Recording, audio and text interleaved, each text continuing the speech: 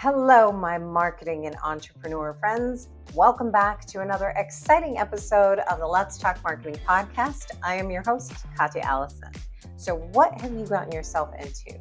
I'll tell you, together we're decoding marketing to make it accessible for everyone, cutting through the BS and getting down to the nitty-gritty.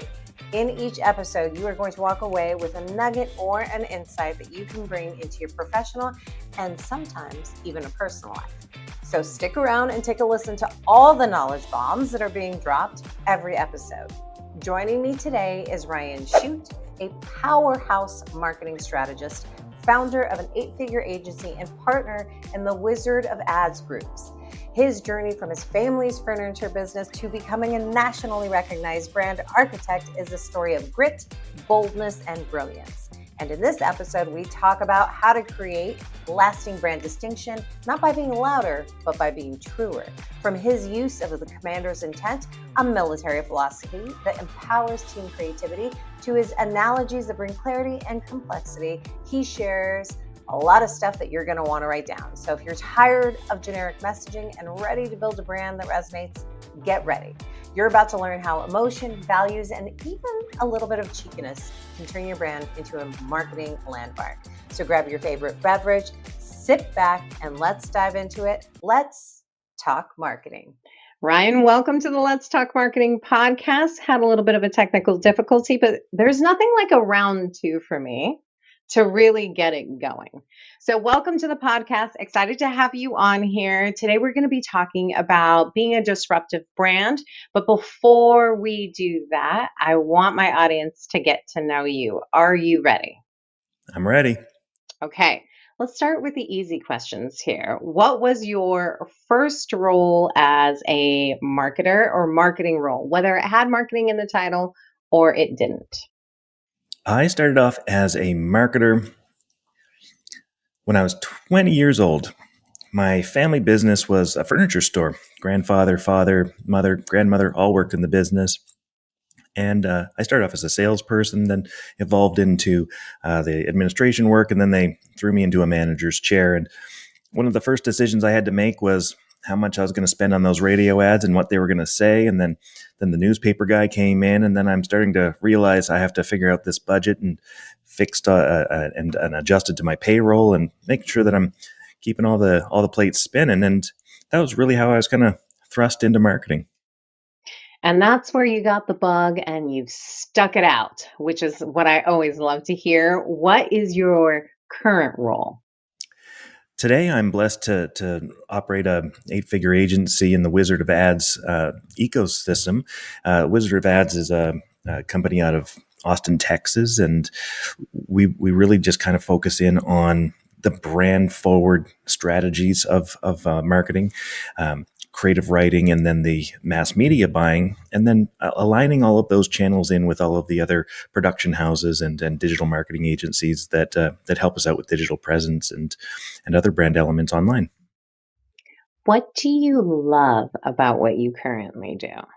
And be mentally and emotionally prepared, because I'm going to also ask you, what, if anything, do you not like about what you do? So, but let's start with the good. What do Yeah. you love about what you currently do? I love coming up with a plan that can actually be implemented. No matter what the size of a company is, you can really come up with something that's going to work in marketing. And it's almost always disproportionate or unexpected. It's unpredicted, in the way that we design it, because so many people think that you have to kind of do a lot of meat and potatoes, digital presence, pay-per-click stuff, when you really don't. Nowadays, there's lots of other ways to stand out. I already want to ask you about all of those ways that you can stand out, because I like the fact that you said that it's not all about the clicks. To me, what I'm hearing you say is there are creative ways Yeah. of getting to your goal Mm. outside of the very obvious. Eff it, I'm going to ask you, what kinds of things are you talking about? And is that what feeds into being a disruptive brand for you? It is absolutely the utter essence of a disruptive brand, and that's understanding who you are as a company, as a person. The person, I liken it to what's called the commander's intent. Commander's intent, a military term that really kind of indicates: do I um, presume that I have to have full authority over my people, or do I give them flexibility to get the job done? Yeah. Back in the good old days of war, with the Germans were fighting Napoleon, and they'd discovered that this kind of bashing two armies together thing wasn't working very well, and they were losing summarily. And Napoleon was kicking everyone's butt and taking names, and they had to make some changes. So they said, well, what if we become a little more flexible and let our guys just kind of take the hill, so to speak, with the rules of engagement that we put in place, and the intention of what we're trying to achieve for this battle campaign, whatever. Well, Yeah.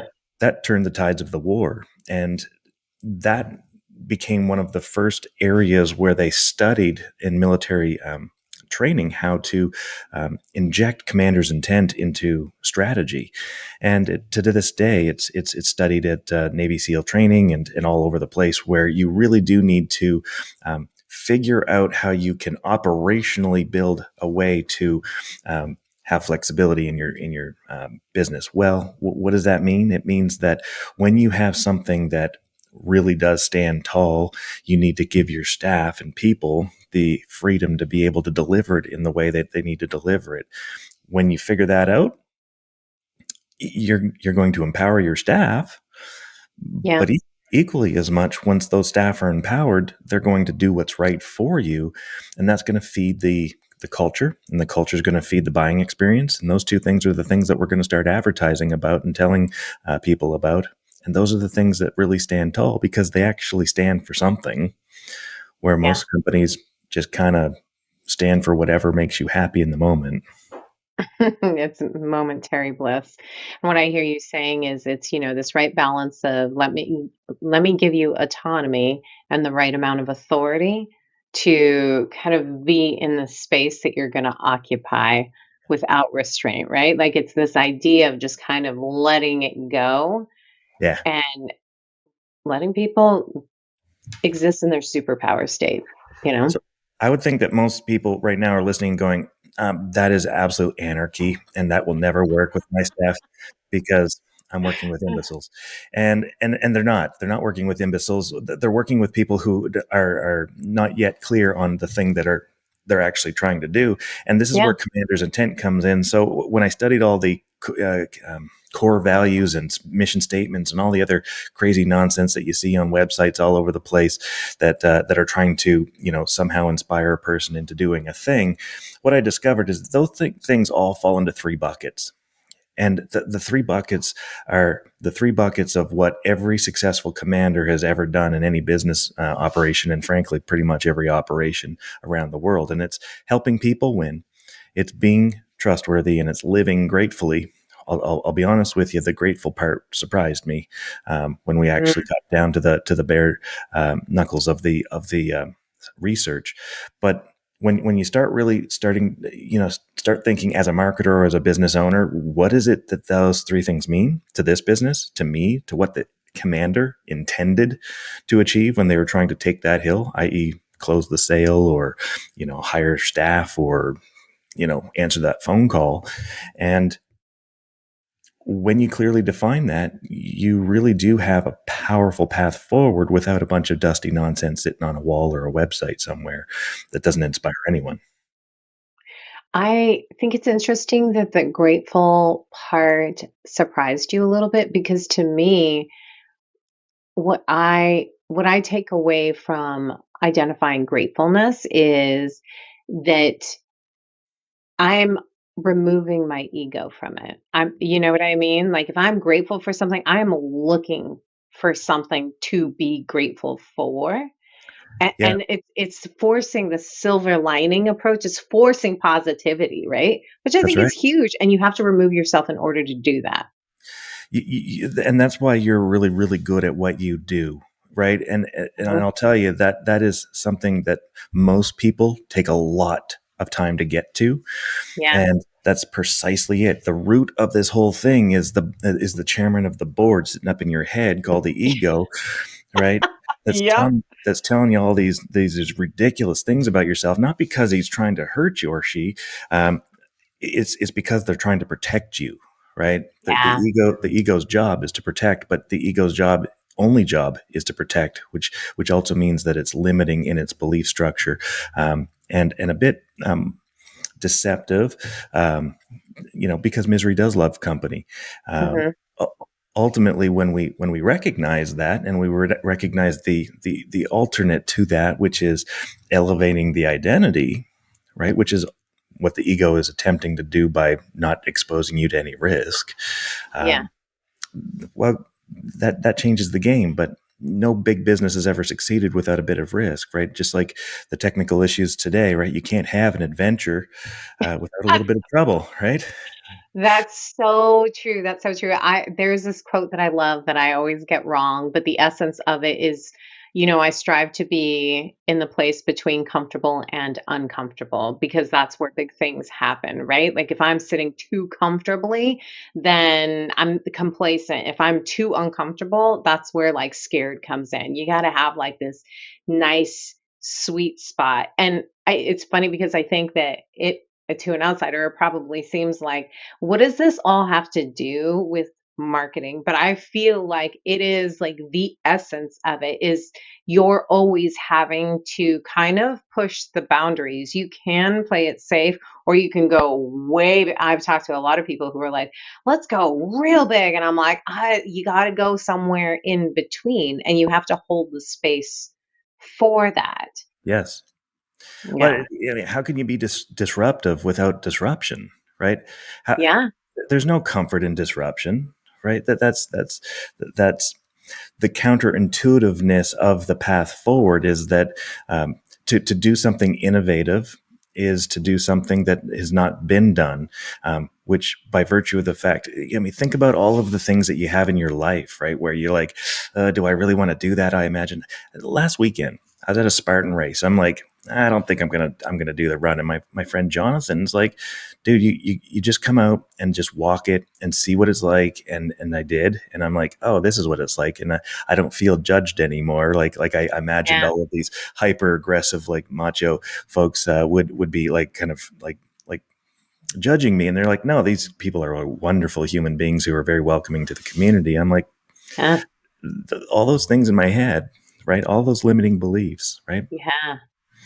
Um, Oh, now we're gonna go down a rabbit hole. I told you I will go down rabbit holes because the Spartan race is a really great example of it and a great example of you like talking yourself into something without even realizing that it is a welcoming like environment and community because you're all crazy enough to do it. Y'all woke up one day and you're like, what if we created this crazy obstacle course where like you're running and you're lifting insane amount of things? It kind of takes you back to childhood Yeah. where you're running and you're playing uninhibited, which I think leads to a lot of creativity. It leads to a lot of imagination, which I think feeds into like that disruption that you're looking for. Yeah. But I would like to ask you when we talk about being disruptive, does that mean standing out amongst my competitors? Does it mean kind of being that brand recognized name, or is there something that's in between? Because we can't all be like a Kleenex or a Dunkin' Donuts that everybody knows by name, but are they disruptive brands? No, neither of them are disruptive brands. They're just legacy brands. Hmm. Um, and there's been attempts from Duncan to kind of rebrand that position, and they haven't done anything of note. They just end up becoming a bit of a staple in marketplace and have a little bit of distribution dominance to their favor.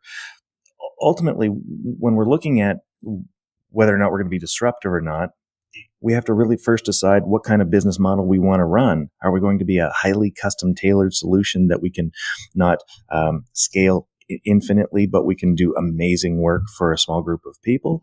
Do we want to be product distinctive where we have something just outrageously unique that no one can compare to us, that allows us to stand out by product distinction? Or are we going to be operationally excellent, where we actually limit the amount of choices that a customer has for convenience, for pace, for efficiency and pricing, and all of the things that speak to the customer's angst or need?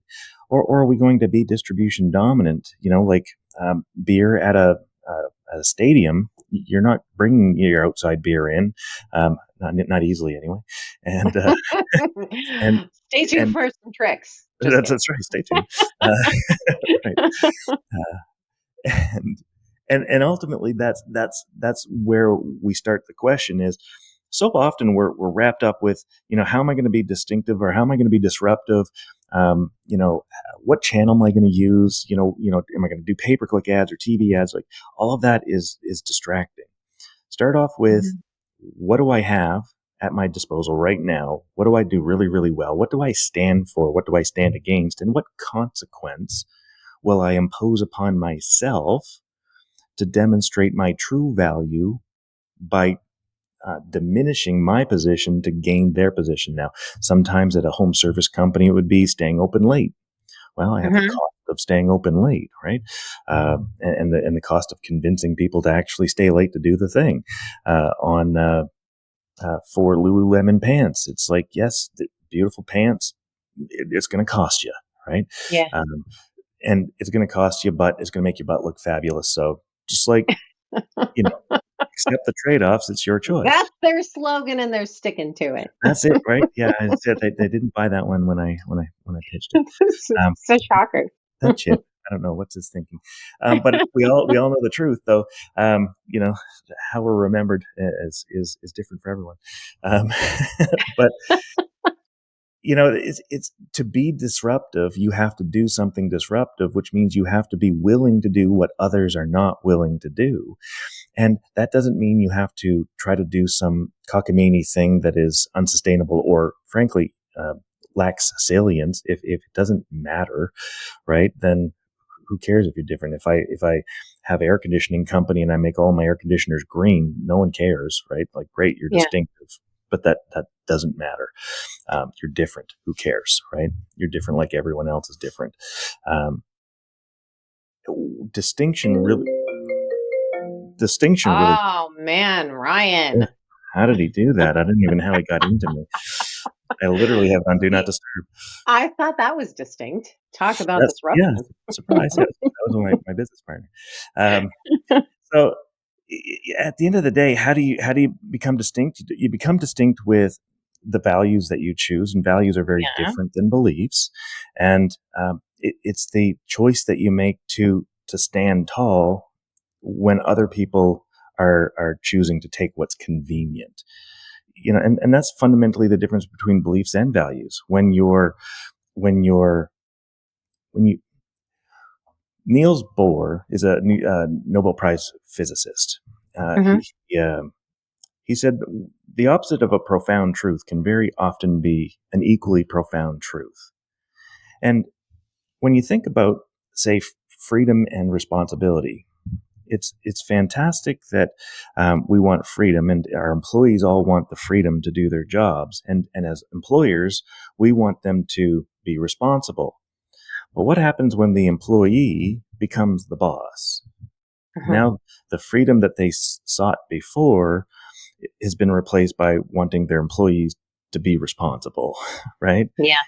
And what's most interesting about those two profound truths, which are equally opposite but equally profoundly true, is that responsibility actually gives you more freedom. Not unlike creativity is more powerful with constraints than it is untethered. For example, if I said, Katya, draw me the any picture that you want, just the most beautiful picture that you can think of, you're like, that's going to be right. But if I said, draw me the most amazing pink elephant that you could ever draw, you'd be like, hold my beer. Okay. Right. It's wine. Thank you very much. Right. But yeah, definitely you'd be amazed. Right. Right. And it's because that constraint allows us to think more broadly about something more refined. And that's a little nugget for the marketers on the call who are struggling to think about what creatively to come up with. Well, come up with the things that matter and are authentic, come up with what's true, and use that constraint as the superpower that you use to leverage what matters for the situation at hand. I couldn't agree with you more. And quite literally, I said it today because one of the things that I was working on earlier was product names, right? We've got this new product that's coming out, and I feel like I've done this time and time again. And this is where I remove my ego from everything that I'm doing because it's not about me. It Mm, is about providing constraints because ultimately the person that's trying to figure out a name for whatever it is that they're coming up with has no idea where to start. And so for me, my job, I feel like, is okay, I'm going to give you the spectrum and I'm going to give you reason why. And have I have a rationale, and I also have a way that I got there, right? Like I've got my own constraints to get me to where I'm at. Now I have to present them to you without my ego because my goal is not for you to select one of the names that I came up with because you agree with it. It's to get you closer to what we really need to get. And I think that you hit the nail on the head. Most marketers just don't think in that way as far as like, okay, it's not about me being in charge of naming it. I mean, ultimately, someone has to figure out, like, someone has to be the person that says, yes, we're going with this name. But it's so much more about the constraints that you're talking about. And I feel like you kind of, I feel like I'm always doing that in every job I've had. Like, no, my job is to just show you what I have, and then you edit it and get it to where you need to be. And I feel like it's an evolution of like where it starts from, but it's never like the name. So I've just yeah. gotten good at not being the one that's picked. That's it. Well, and there's certain power in that. But here's where this goes from there. In this construct, if I had a box full of tennis balls and I threw the whole box of tennis balls at you, um, and there's all these balls coming at you, you don't catch any of the balls. They're all over the place. But if I Yeah. took one ball and I just tossed it at you purposefully, you're going to catch that ball. And I took another ball and I tossed that ball to you, you're going to catch that ball. And over and over again, you'll continue to catch the ball, but you won't if it's all the balls all at once. Yeah. McDonald's doesn't tell everyone that they sell chicken McNuggets every time they run a TV ad. They just do da da da da da, I'm loving it. and you own them. That's the foundational difference between what it is that we're selling and what it is we think we need to sell. No one cares about chicken nuggets. Everyone cares that they feel right about going to McDonald's to get a convenient meal. Yeah, that's so true. Now, and I also love your tennis ball analogy as well too. I'm gonna take that and run with it. I'm gonna use it later on. I know that I'm going to. I I, recommend you I get do. some tennis balls. I just like get a lot, get the Yeah, prop. exactly. That's going to be the point in the meeting that I make. I'm like, hold on, guys. It's my turn. Let me bring out this bucket of balls. You guys try to catch five of them. And they're going to all be different colors too, right? Like, it's such a great analogy to use, When we're, especially in marketing and we're in general. talking about being distinct. Yeah. One, if you're trying to talk to everyone, you're talking to no one, so you're not distinct. Yeah. If you're trying to convince a person of the 3, 10, 78 things that you do and you're brilliant at all of them, you're confusing them and you're not being distinct anymore. You've been forgotten because there's nothing to hang on to. If we don't generate emotion, it is impossible to be distinct. And this is where marketing fails in twofold. One, they never get that long-term retention. You can get Yeah. repetition, but that retention, the recall is minimal because there's no emotion attached to it. Think of every ad impression, every pay-per-click space, every truck wrap, every time a person visits a store, whatever, of a specific brand is a brick. Hmm. You can either have a whole bunch of bricks piled in the back of your brain, Or you can have a bunch of bricks, and every time you attach a motion, you slather on some mortar and you stick the brick on another brick. Eventually, you've built yourself a house that stands tall, big, and large in the customer's brain and remembers you as a landmark when it comes time for the thing that you're selling for them to buy. You're not going to have that if you don't bring in the emotion component. And again, you're not distinct, right? A pile of Yes. bricks isn't distinct, but a whole house is. You are, I'm gonna tell you this right now. You are the king of analogies. I love it. You're like shooting them out and they like absolutely like connect and make sense with all of that. I do want to ask you though, because I think that we've talked about like how can you make yourself distinct as a brand from like the business perspective. And I hear you and I am and we've talked about constraints to really get to that creative space where you can create something that is a little bit more disruptive from a Mm-hmm. creative space. How do I actually connect those dots and make that work for my marketing? Does that Start. question make sense? It Cuz like absolutely makes sense. Yeah. okay. Here's an example of one because every answer is going to be unique to the business that you're dealing with. So this business is a business in Pennsylvania. It's an air conditioning, plumbing, and electrical company. Does residential repairs and replacements, maintenance, and its name is H.L. Bowman. Been around for like 89 years. Things have been around forever, ever, and run by a brilliant operator, incredibly operationally excellent. Just they have chosen their path and they're real good at it. And they have a competitor in town.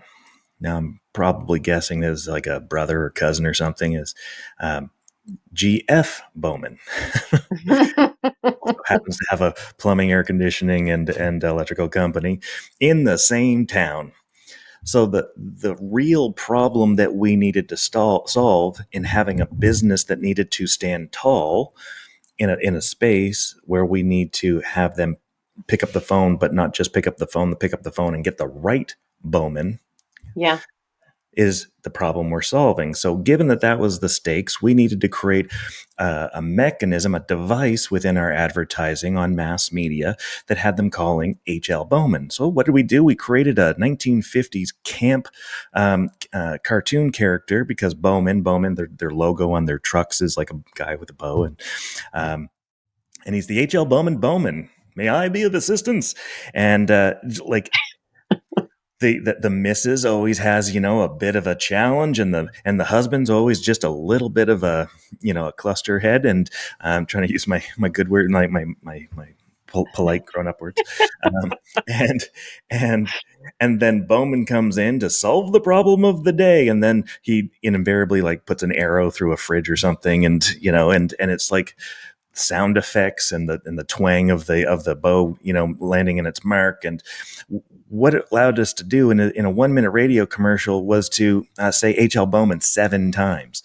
And there is absolutely no chance in the entire whole wide world of worlds that anyone is going to mistake G.F. Bowman for H.L. Bowman, because we call it the H.L. Bowman. Um, and that company is now 7 times larger than it was. It was a over $10 million company, and in 3 years now it's an absolute behemoth. And it's a behemoth because they have a brilliant operator who knows how to do business, who trusted in a cheeky campaign where the storyline just like it's like a sitcom every time you Yeah. hear this thing. And then we play it at an outrageous repetition that nobody can escape hearing this thing, which means that half the town hears us because we can't reach everyone with radio. But the people that we couldn't reach tell the other people in town because the campaign is so distinctive. It's cheeky. And we spend very little time talking about here's the thing we repair, and we've been in business for 89 Mhm. years. And we didn't even change the logo. It was the logo is tragic. It is it is so bad it's good kind of tragic, and we love it for that because it plays right in to the thing that we had at our disposal. And that's what you do to figure out how to build a distinctive brand, is figure out what the problem is that you're actually trying to solve. Yes, not what you want to scream into a megaphone, which I think for every brand and company that I've worked for, that's always like the biggest hurdle for me to have to get over with, leadership or product owners in general is that I get that you love this baby that you've created of a service or a product, Yeah. and no one cares. And like that's a really tough conversation to have. Like no one actually cares that it like what does it mean to them? It's always leading with the value first. There's that message, but what I hear you saying very distinctly is it's what you have, and you've said this already, but it is what you have at your disposal. What are you actually trying to solve for? Is it getting this message out? Is it that it's something new and nobody else does it? Well, how do we get this message out? Not just that this is the thing, and how do we tie it with the value to make that to be able to tell that story? Because to your point, going back to what you had said in the emotional connection, this is where storytelling comes into play, right? When I'm telling you a story about something that like, I got on here and told you that I woke up really early for something that was really hard, like that you have woken up really early at one point and have done something really hard. That is an emotional connection that we're trying to create. And there's storytelling um, at your fingertips, even as a brand. But when you don't allow the creative space to find it, Yeah. it makes it really tough. Then you're pressured to like, all right, I got to come up with a tagline. That's right. Well, and get if I might be so cheeky, getting a person's attention is easy. Any idiot can get a person's attention. Keeping their attention until such time as the masses are looking to acquire what you sell is astoundingly hard. Yeah, And what we're trying to achieve with really good marketing is the tomorrow customer, not the one that you're trying to deal with today. Now, I'm not talking about sales activation stuff for today. That actually yeah, gets real easy when they already know you. But if the first place that you're meeting them is on Google as an unknown contender, and they're just picking you as they would, a potato chip out of a bowl, then you're not marketing, you're just existing, and that's that's um, that's not going to work. It's going to cost you the most, and it's going to give you the yeah. worst kind of customer. No, I couldn't agree more. Now we've talked about like, creating a disruptive brand. We've talked about creativity. We've talked about even being cheeky, and standing out. I kind of wanted to hear from you based on just everything that's just happening as we evolve, not in the world. So maybe I should narrow down my question a little bit. In regards to marketing trends, what do you think people should be out on the lookout for?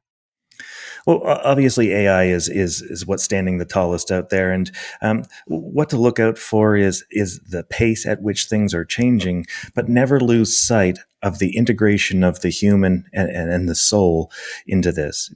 No matter what kind of code is written, no matter what kind of iteration comes from our chats and GPTs and variants, you will always need to have the human fuel behind that to come up with truly compelling content that people actually want to read, that they actually want to listen to, that they actually want to engage in.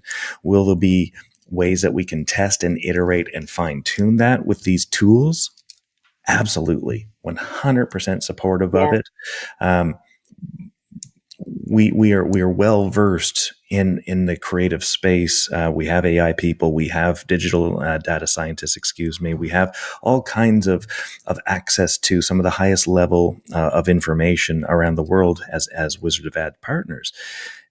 And what it clearly continues to point towards is, while these things will accelerate not only your own ability to do better, but your competitions equally as much, it's a distraction in so many ways where we lose sight of the human connection.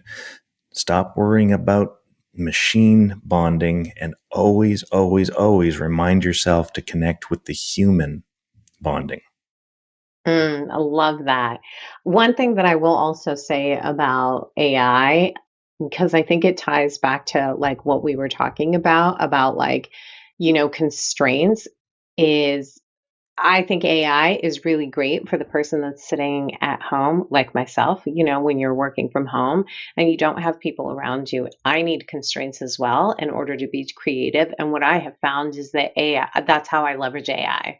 I'm like, Hmm. I need ideas for this, and it gives me something, and I work within that. And I either stick close to it or I go completely a different path. But I think it's to me, that's such a that's the way that I leverage AI. It was like built-in constraints for me. So I think Absolutely. I think of it almost like I have ADHD, and body doubling is a thing. Just working in proximity to another person has so. merit. I treat it almost like brain doubling in that sense, where I can bounce an idea off it, but I also get really good.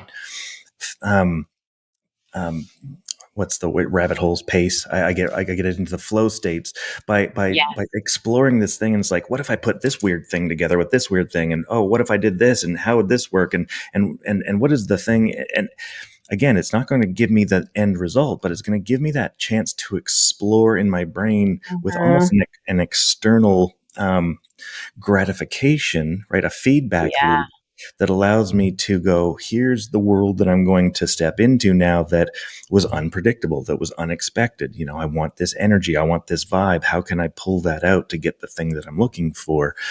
Um, Again, not because we're pursuing cute and clever. It's easy to get attention. I'm looking to hold attention. And that's deeply, profoundly more important than getting attention. And you have to be human to do that because you're the one that holds the emotions. You're the one that holds the emotions. You're the one that holds the tone for it. You're the one that can interpret that based on like what it is that you receive, And if I could what be you so receive back. bold, I would say you also are flawed, Mhm. and people don't trust things that are flawless, and things that are Mhm. flawless are not interesting. Uh, Mhm. the things that are interesting are the broken, damaged, flawed, human, raw things that Yeah. make you feel in different ways.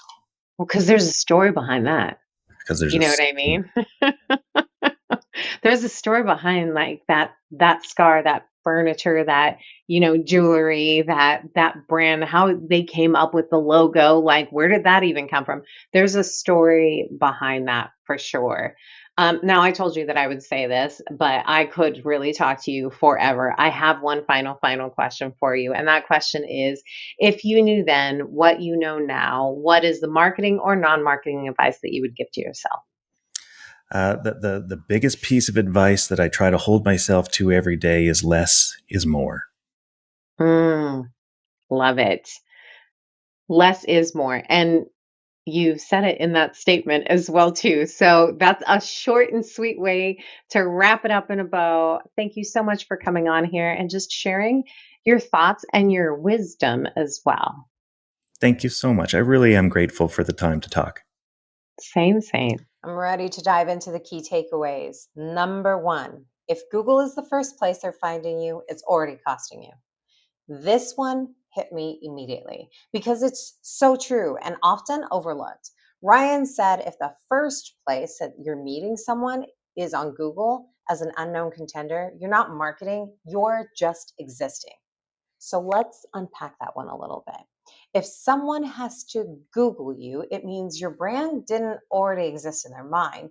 You weren't a memory, a recommendation, or even a mental bookmark. You were just a name on a list, and probably one that they're comparing on price, reviews, or even convenience.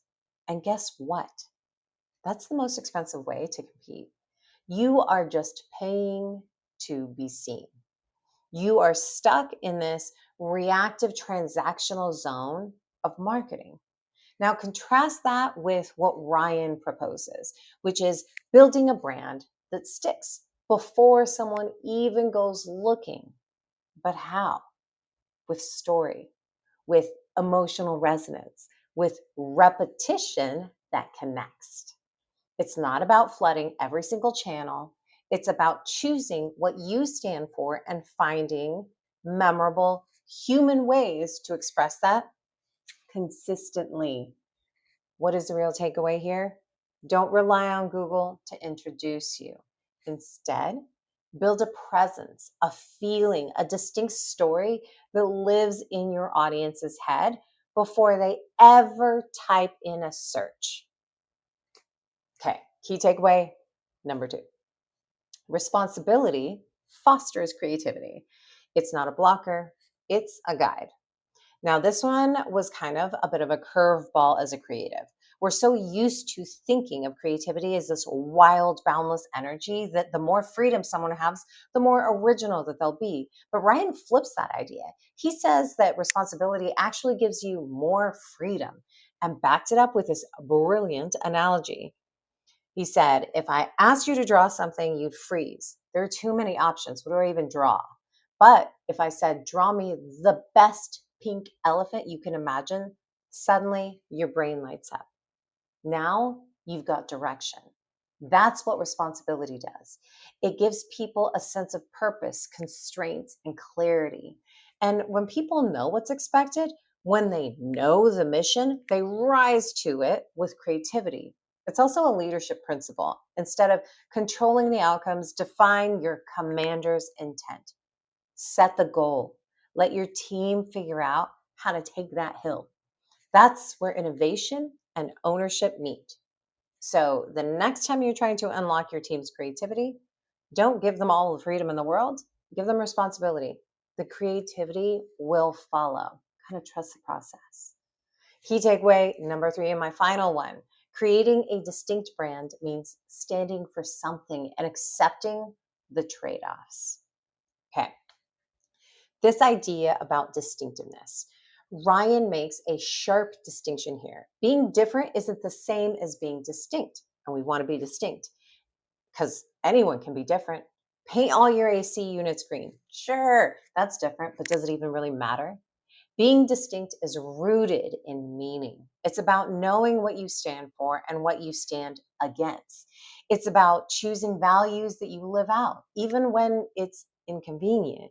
It means making those trade-offs, like staying open later than your competitors, like spending your marketing budget on storytelling instead of product specs. Like using humor or cheeky creativity that doesn't really appeal to everyone, but it sticks with your people. And yes, it means not trying to do all of the things for all of the people.